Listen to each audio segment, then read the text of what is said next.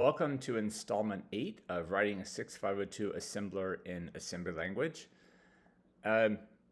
Today, the first thing I'm going to do is look at that getc subroutine, because when I did that, I actually had it returning the character in X and Y, but then when I was using it, I completely forgot about that and had it and I just assumed it was turning in A. And actually that worked. The reason it worked is because you'll see in just a second. Here, let me just search for it. All right. You'll see in just a second that the character was in A, and then I moved it to X, so it was actually still an A as well.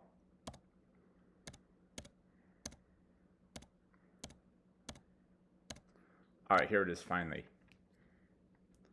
So it says returns character from file in X with Y equals 0 if EOF. So with Y equals 0, if EOF, then X equals Y equals FF, that is -1. All right, if we go down to the end of this, where it returns a character,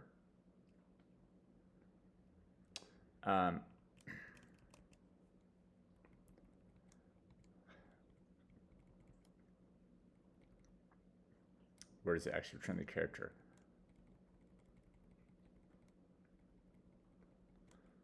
Okay, it says if there's an ungot character, it's going to go down there. And not if there's not an ungot character, it'll go down here. Otherwise, it goes ahead and returns the ungot character.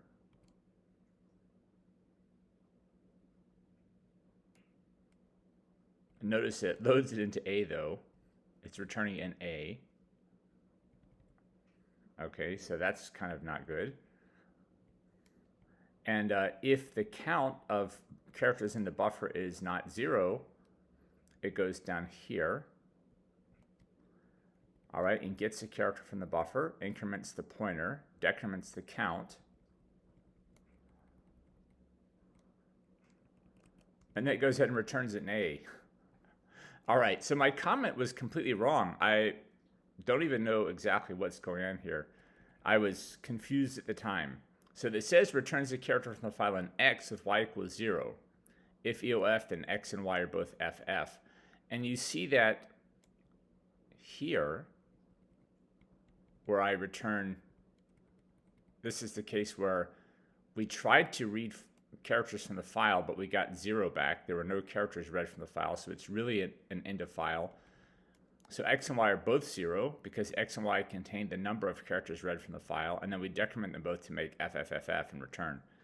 So what I'm going to do is I'm going to change this. Returns character from file in A with Y equals 0.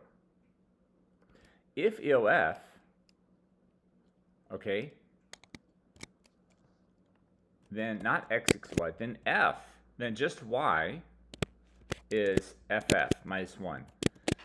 So basically what I'm saying here is you could think of it two ways. One, I'm returning a 16-bit value in A and Y, A being the low byte, Y the high byte. But actually, yeah, it's maybe better to think about like this. What I'm going to do is I'm going to return the character in A, and Y is, the Y register is just a flag saying whether EOF was hit or not. If Y is 0, then there's no EOF. If Y is FF, well, or just not 0, then there was an EOF. Okay? And so now I'm just going to go find the places where I actually return. Okay?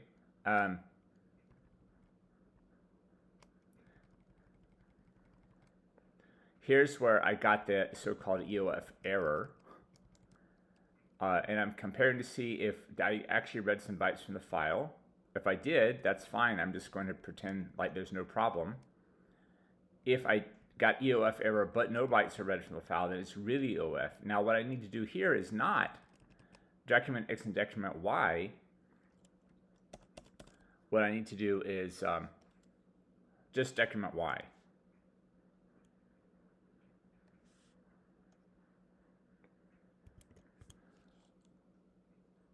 right? So now y will be not 0, which indicates there's an EOF. Okay? And we'll have to come back to this in a moment. But if there is a character, then we here get it in x. We increment this.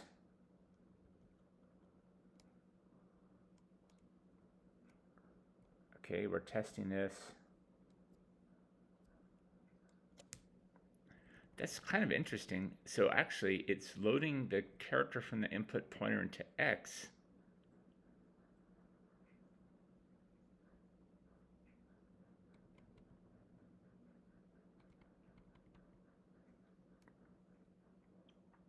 So I'm kind of asking myself how this worked up above. But anyway, what I want to do is actually load it in. I'm changing my mind now. I'm going to load it in A.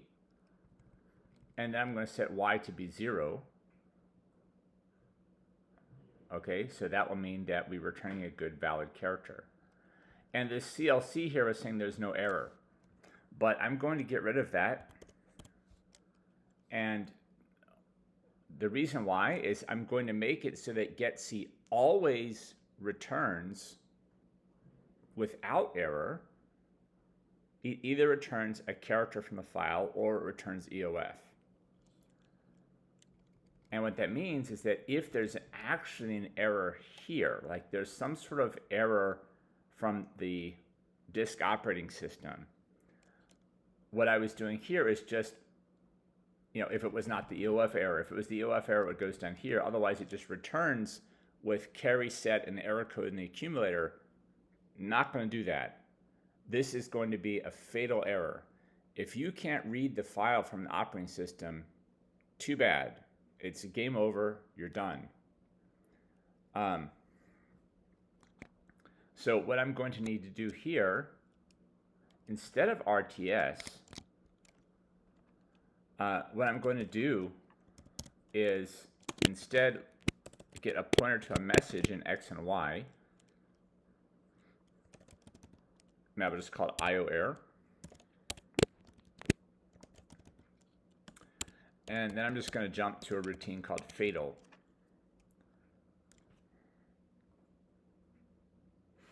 And what fatal will do is just exit the program. And I'll print out this message and say, exit the program.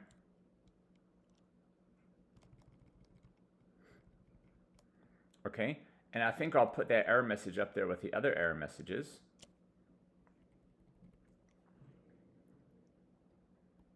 Okay, which, let me just search for them, but not that.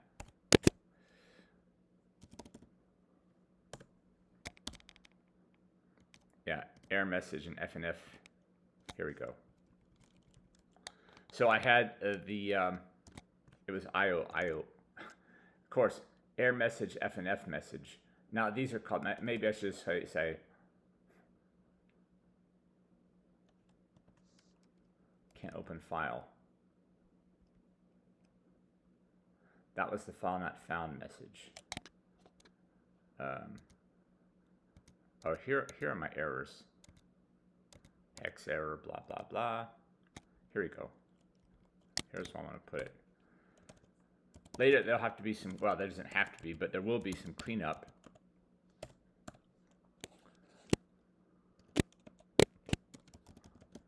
So I'll just say IO error.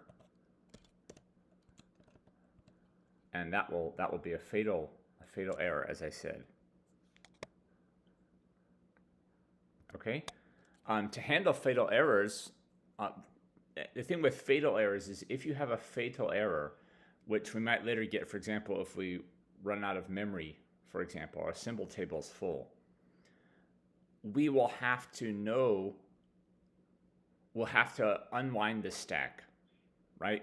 We imagine we start here, we call a subroutine, which calls a subroutine, which calls a subroutine, and then there's a fatal error.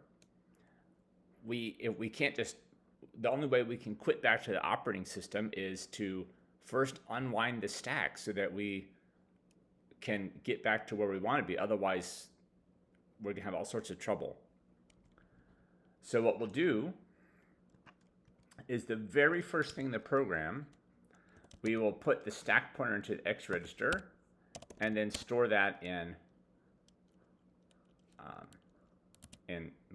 some sort of variable, okay?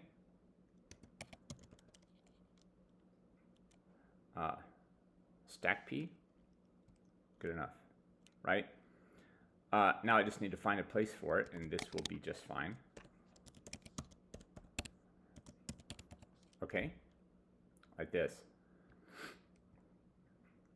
All right, and now I'm going to search for the routine error, which is, oh, by the way, I used the, last time I used the token tnum, but I didn't put it here. So let's just do that now. Okay, good. Now, here, jump error, here we go, error. All right, so fatal is going to just JSR error. So it'll print out an error just like normally you would do. Then it's going to load that stack pointer we just stored at the very beginning of the program and put that into the stack pointer register, and that will completely unwind the stack, and we can now RTS, and that means we're going back to the operating system. So we print out the message using the error routine. We load the stack pointer that we saved at the beginning of the program, put it back into the stack pointer register, and return, and that will be fine. Of course, this doesn't do anything yet, but we'll come to that later. All right, now we have the issue that I've now fixed getc. At least it's consistent with my mental model of what's going on. It's going to return the character it reads from the file in the accumulator, and when it does that, y will be 0 if it's a valid character. Y will be non-zero, actually it'll be FF, but non-zero if it's an end of file. And it will never, any other error that will never happen. If there's any other error in the getc, it will just exit the program. It's a fatal error. That's the way I'll have it work for now. So now what I have to do is I have to go back and make sure that all of my uses of the getc subroutine actually conform to this convention I'm setting up and use it correctly. So I just have to check every single one of them. That's get command line. Here we go, getc, okay? I'm comparing y to 0, branch if not equal to is EOF, okay? So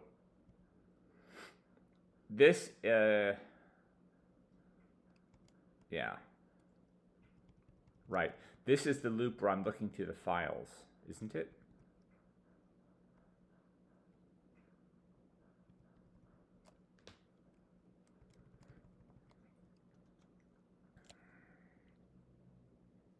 Yeah, okay, this is, remember we had the inadvertently created cat program, right? It's getting a character.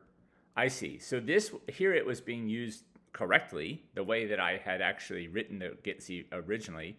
It compares y to 0. If it's not 0, it goes to EOF. Then transfer x to a, then put that. So to do it correctly now, I don't need this because it's returning the value in the character in a anyway. But actually, this is, we're not trying to write a cat program, so this is all going to go away. Okay, this is where it prints out the name of the file that we're dumping. This is all just test code.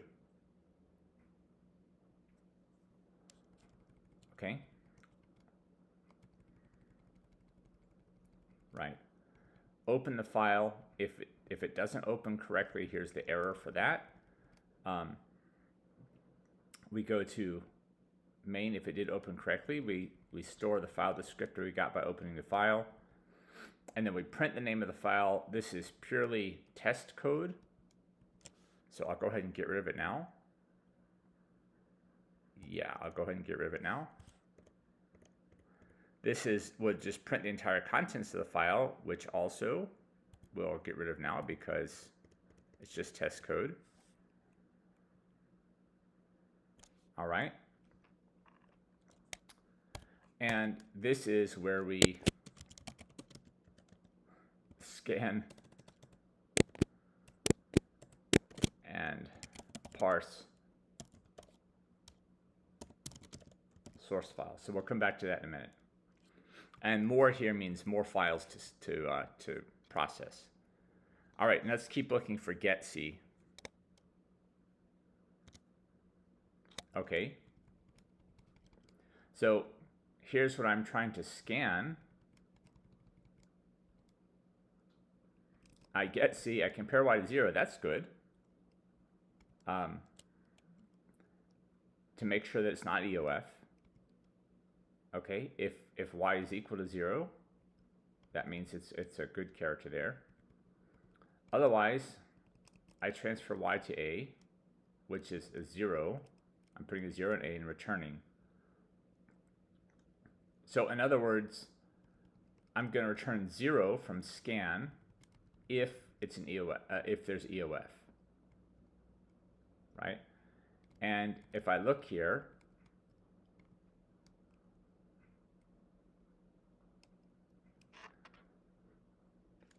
this says, oh, okay, no, I'm sorry, my mistake. EOF is a 255, so right. And compared Y to 0, if it's equal to 0, it's good character. Otherwise, Y is FF, as I said, from getc. So return that. But it is going to be returning token EOF if there's an end of file right here. Okay? So I just have to keep looking for these calls to getc and make sure that they are correct. Okay, there's that one.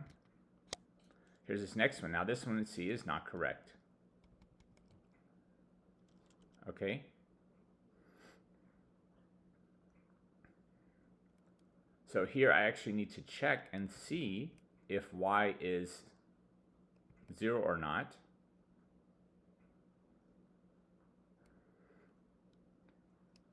Okay. So it's saying, look and see if I have a new line here. This is the character trying new line thing, the end of line. Okay. Otherwise I'm going to ungetc.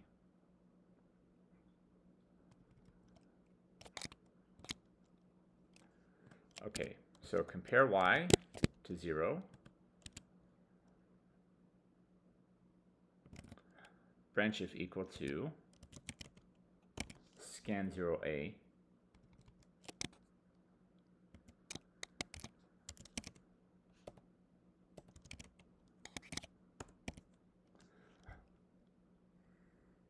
So if we get an end of file, it's just going to unget that end of file. Otherwise, it's going to compare it to a new line. If it is a new line, it'll go down here. Otherwise, it'll unget whatever it got, which is not a new line. And jump to scan 1A here. Okay. So I'm just going through and changing every time we call getc. I have to make sure that we test for that end of file condition, which is annoying but necessary. Ungetc is also going to have to unget 2 bytes. It's going to have to unget both the Y and the A registers. That's something I'll have to fix after I go through and check all these.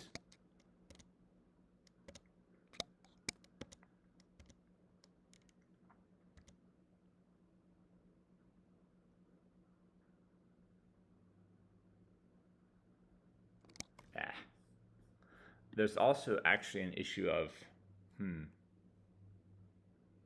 I just passed a bunch of ungetcs, and I have to make sure if I'm going to unget a character quite a ways after the time we actually got it with getc,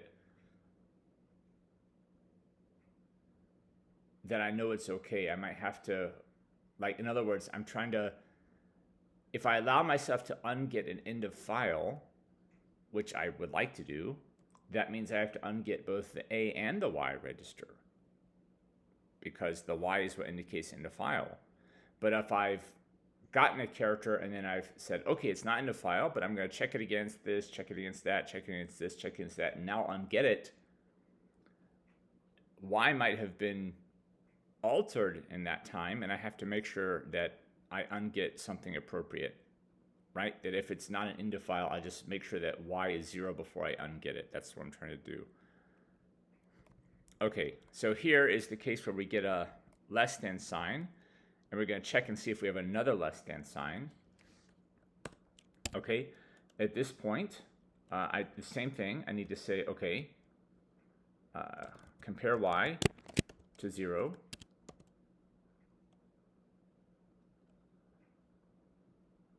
And if it is not equal to 0, I'm going to go to scan 8b.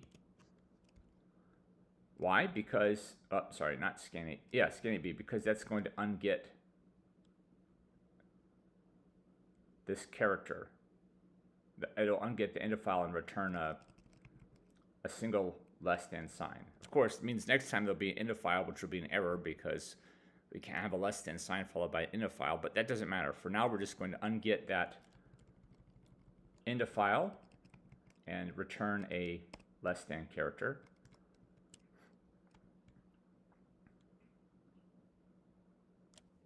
Okay.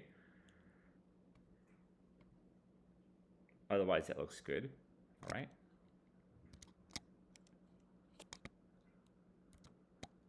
Here's the same thing, just with a greater than sign, greater than symbol.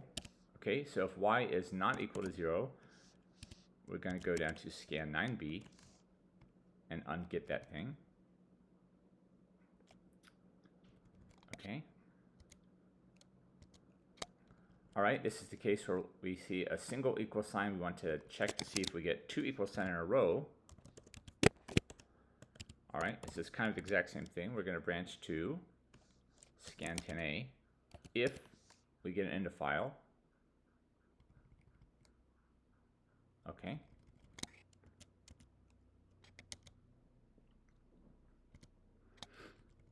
Okay, this is where we have a exclamation point, and same thing, we're just checking for exclamation point equal sign, which means not equal to. Compare y to 0. If it's not equal to 0, then we'll go to scan 11a. That is, we'll unget that into file. Okay. Okay, now we're down in a different place, get hex. I think I'm going to go back and quickly review this stuff again. Okay. So first off, this is when I first enter the scan. I get a character. Right. If it is equal, if y is equal to 0, that is to say it is not into file. It's going to go down here. Otherwise, it puts that ff into A, which is the token into file, and returns. That looks good. Okay. So this is character return new line processing. We got a character return, and then we're going to get another character and see if it's a new line. So if we get a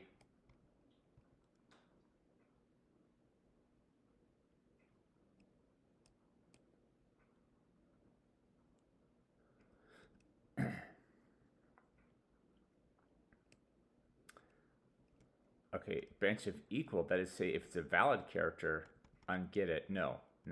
This is supposed to be branch of not equal to. So we see, did we get an EOF? If we get an EOF, we have to go here, unget that EOF. Okay. And so that means all we got was a character return. We're going to use that to increment line count. Okay, if it was not EOF, then we're going to see, was it a new line? If it was a new line, we go down here. That means character return new line. Okay, if it was not a new line, then we're going to unget the character, whichever it was, after the character return, and then go down there. Okay.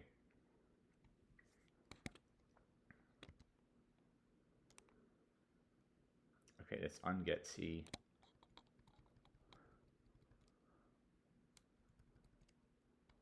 Check for names. So what we're doing here is, did we get a period? If it's so, then it's a name. Oh, that's right. This is, so we see something that looks like a name. Okay. we see something that looks like a name, and what we're going to do is go ahead and unget that character, then jump to get name.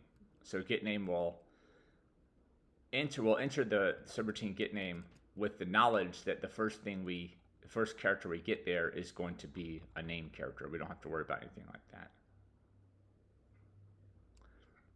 I might change that though. In fact, I think I will.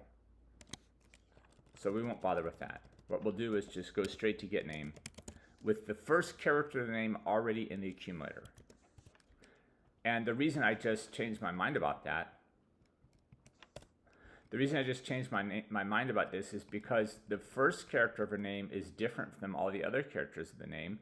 The first character of the name has to be either a dot, an underscore, a lowercase letter, or an uppercase letter. But the other characters in the name could also be digits, right? I'm allowed to have a name that's called, scan4, for example, like this. So this part checks just for these particular cases, dot, underscore, lowercase, uppercase. Inside getName, we will allow also, every time it checks a character, we allow also digits as well. And if I had ungot this character and then called getName, it inside getName would have to distinguish whether it was the first character or not to determine whether or not it's a valid character. So I don't want to do that.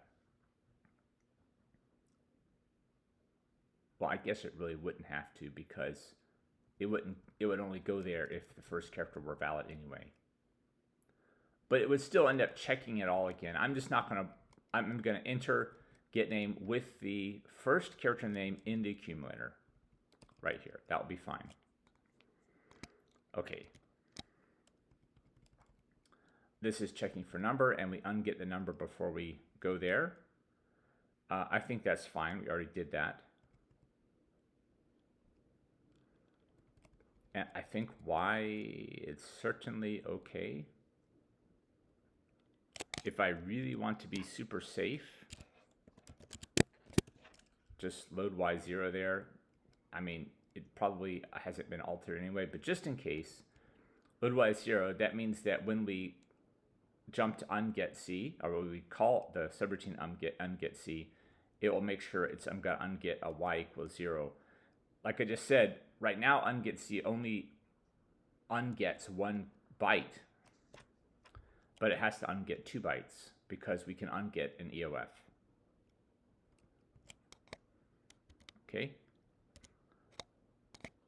that's something different. Okay, here's where we already looked at this stuff, and I think that's all good.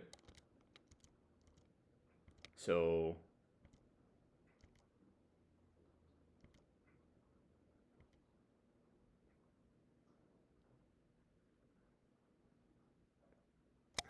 hang on one second. I want to go back up. Okay. Yeah, again, to be absolutely safe, I should probably load Y with 0 here. Just because, like, even if I know now that Y has not been altered at this point, what if I later come and add code to do and use Y, and then I'll suddenly have a bug that is really hard to find. So let's go back up here for a moment. There's where I did that thing there where I just load Y with 0, just in case.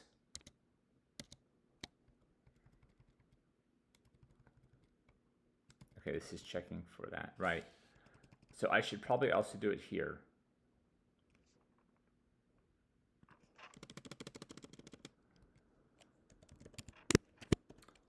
This is just to be very safe.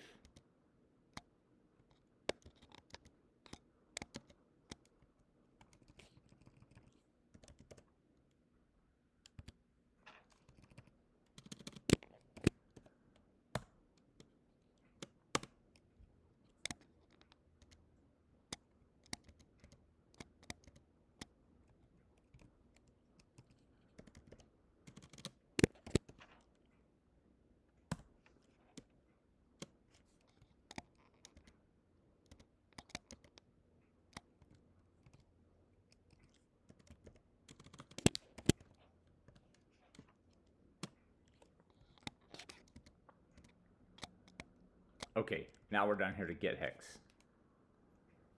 All right, here I also need to check for EOF. Okay, so if there is an EOF,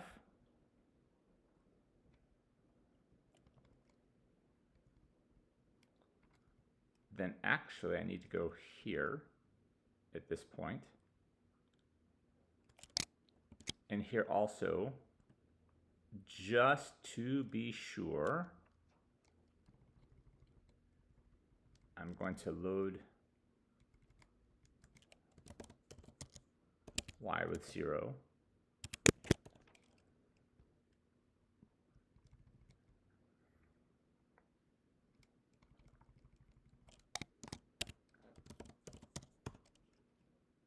Okay, so if we get EOF, that means y is not equal to 0. And we'll go down here and we'll just, oh, now that would be stupid. I don't want to do that there. I want this has to be like this.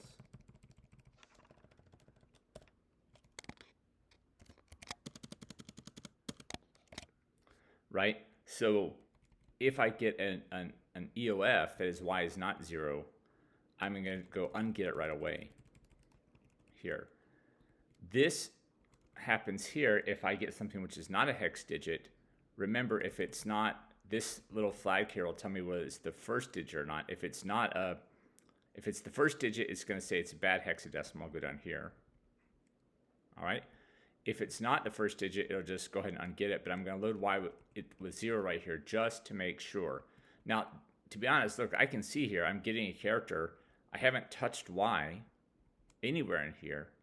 So y is going to be 0 still already, right? At this point, here's y is not 0, go down to get hex 0. Y is 0, y is 0, y is 0, all the way down here. So this is not technically necessary, but you know, I'm just thinking, what if later someone, I change this and I use y for some reason? This is just like a better safe than sorry type thing here. To do this here. Make sure that y is 0 when I know that I'm not ungetting an EOF. Okay. All right, here's my get dec. I'm getting a decimal number. Okay, here I also have to check,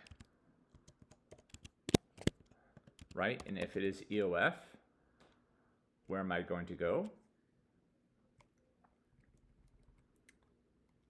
Right here, get nec 9.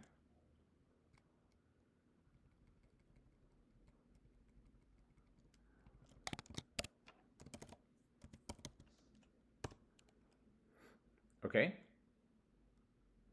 Just like all these others, if it's not a decimal digit, I go to get dec 9, which ungets that thing and returns tnum. Now, this actually is fine, so because in this case, when I call get dec, let's just jump back up to the front for a moment. All right. Search for this thing.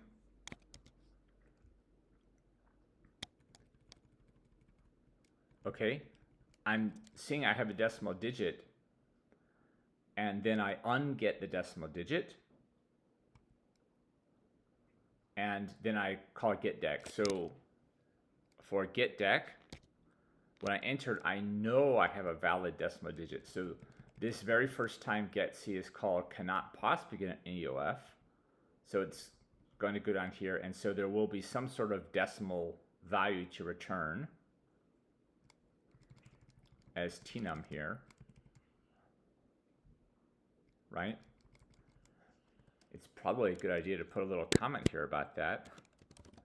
Get dec is called with a valid decimal digit having been already read and ungot. All right. And by the way, get hex is kind of not that way.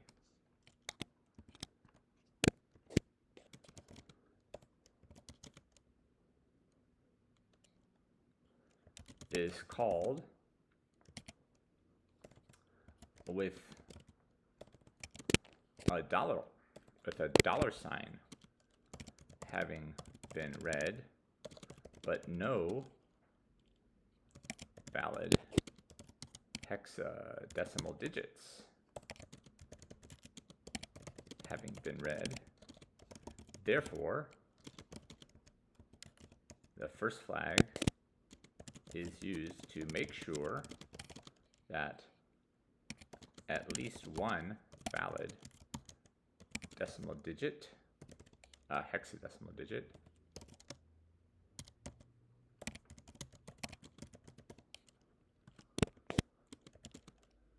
is found after the dollar sign. That's just to remind myself of how these things work. Okay, so now I have to change what I'm searching for back to getc. All right, on getc. This is get an escape sequence. The backslash, like backslash n for new line and stuff like that. Okay, we get a character, we store it here, and then what we're doing is we're looking through this table that I have down below to see if it is a good escape sequence. Now, what happens if we get an EOF here?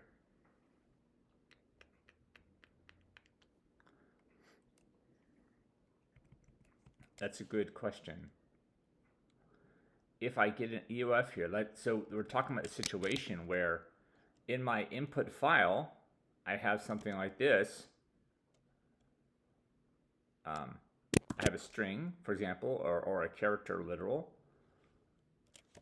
This is my string, and I want to put a new line in, so I put backslash, but instead of new line, that's the end of the file at that point. Okay, it's extremely unlikely, but that's the end of the file. Then I think in that case, I would just like to return the backslash. I would like to unget the end of file and return the backslash. It just makes it possible to do something. And then of course there's going to be an error because of an unterminated string constant, a string literal or whatever. Okay, so in this thing, it's looking through this table. It's looking through the ESC tab.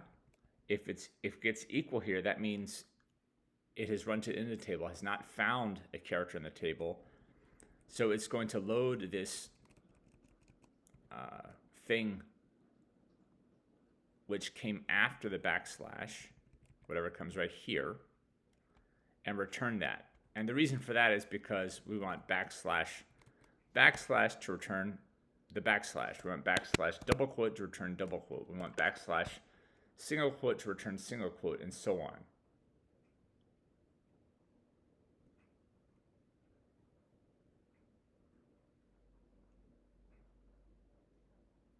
Although maybe that's actually not right.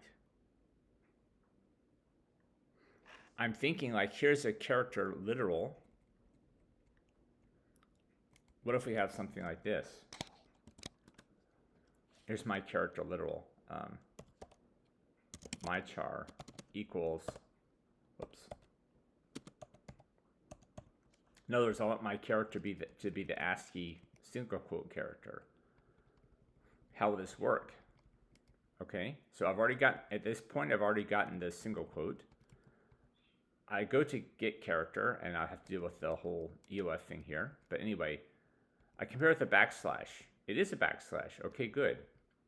So I go to get ESC. All right, and it gets a character and gets this single quote, stores it here. It runs to the table, and single quote is not in the table. Here it is, right here. No single quote. There's a 0, a T, an N, an R. So single quote is not in the table. Okay, so it will end up getting a 0 here. And go down here and return a single quote. which sounds fine at first.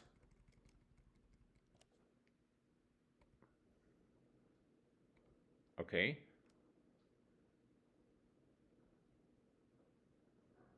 I see. So it's going to push that single quote it got, get a character, which will then be this thing right here, and say, is that a single quote? If it is, then everything's great. It's not an error. It'll pull this single quote back off the stack and store that as the toke file. Okay, so that looks fine. That's actually all okay.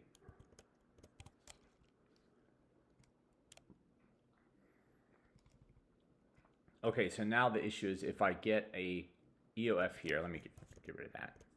If I get an EOF here, then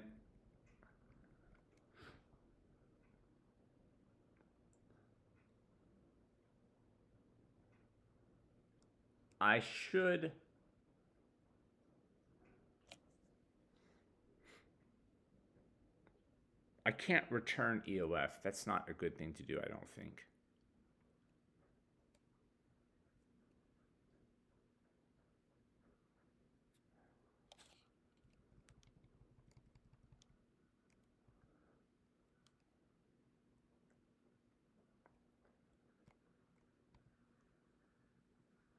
Yeah, I think what happened, I need to just have a separate case here, which I can call, whoops, not there, here.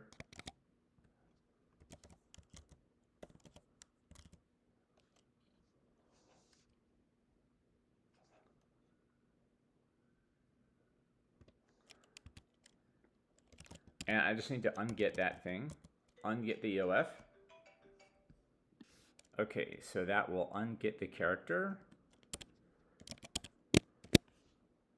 And then I will just return the backslash.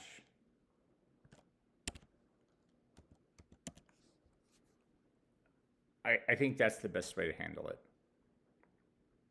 The main goal is to unget that EOF and return something which is not crazy. And then this thing will say, oh, I got a backslash. And then the next thing the scanner will see is an EOF, which will cause it to throw an error. Okay, so this is the EOF case, right? And this is the didn't find. Okay, well, this is the case where it's from the table. Map from table. And this is the not in table case. Okay. So this is the main get character literal. We get a character. Again, we need to check to make sure that it's not EOF. All right. And if it is EOF, again, we just want to unget that.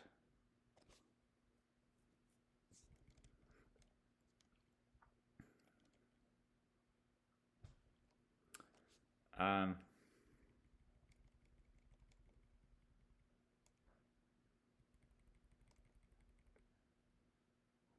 10, all right.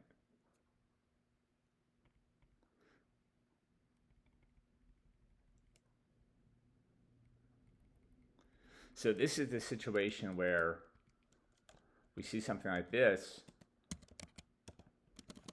and now EOF.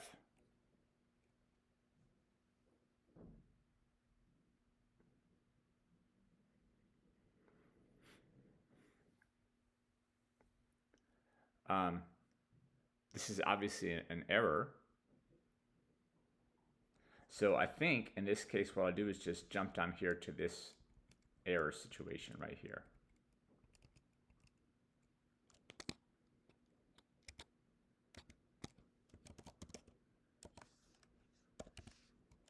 Is 2 available? 2 is available.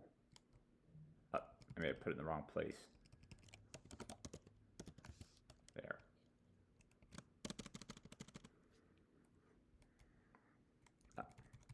That's supposed to be a 2. Okay, so if I get an EOF, I'm just going to go here and return an error.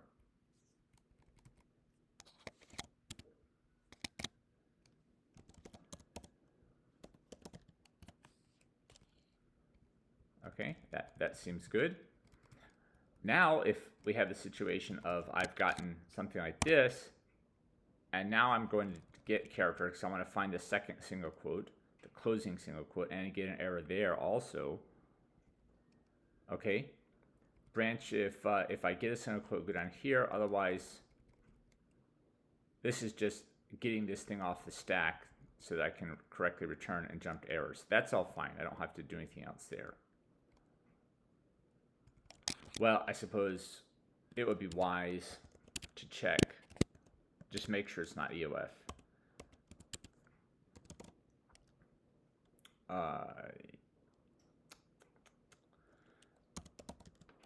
Unfortunately, that has to go here.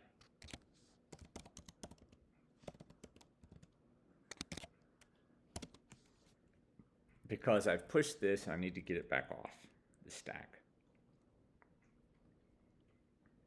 before I throw the error.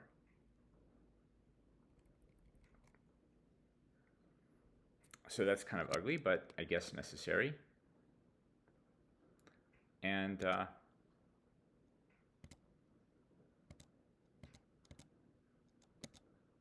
all right, so that looks like all of the getc's that I need to look for. Now I need to check the ungetc. As I said, peak C needs to be actually 2 bytes long, and I need to go ahead and store that right there. Okay, store both of these things, and then back in getc,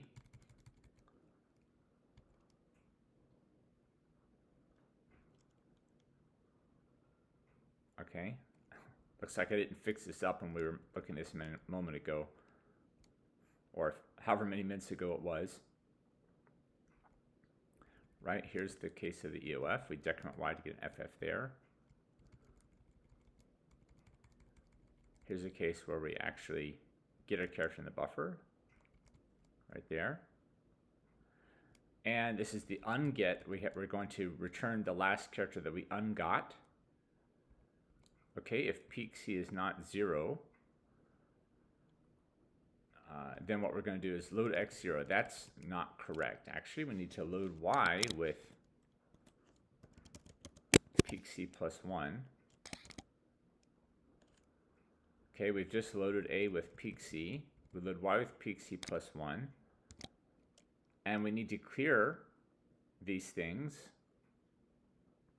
So I guess we will go ahead and load x0 here and store that in peak C, and just go ahead and store that in peak C plus 1 too. Okay. So load peak C to C. Has a character been ungot?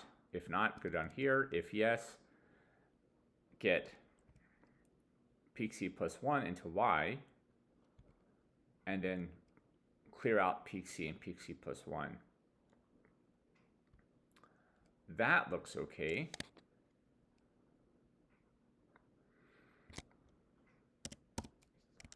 And actually, well, just assemble, see what happens. All right. Okay, we have some duplicate error of scan 0A. Oh, and that dumb thing that I put in there. Okay, good. All right, let's just search for scan 0A first off. Right, I have two. Yeah, right. Okay, that was just dumb of me. Let's call this scan 0B. And it's right here where we do that. Okay, and then we have, I have to search for my char, because that was just something I put in there just for illustrative purposes that right there I need to get rid of.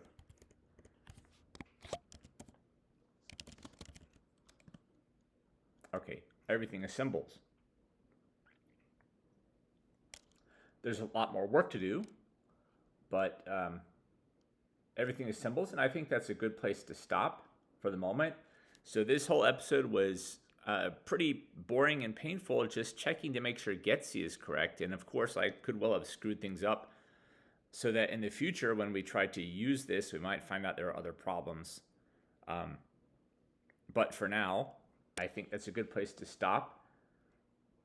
And next time, we will continue and look at getting names, at least just for the point of, getting string literals and names. In both cases, it's just a matter of reading them in.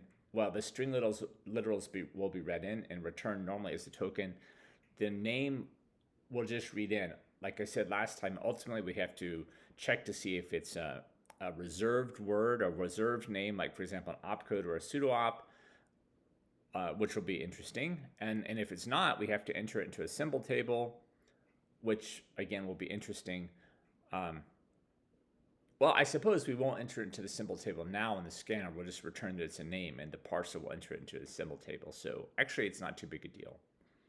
But we won't bother with that yet. Right now, we'll just get in the string, get in the name, and return it as a token, and good. And if we finish that next time, then we will be able to actually read in a source file and tokenize it completely and print out all the tokens and make sure that the scanner is working properly. But that will be for next time. So see you then.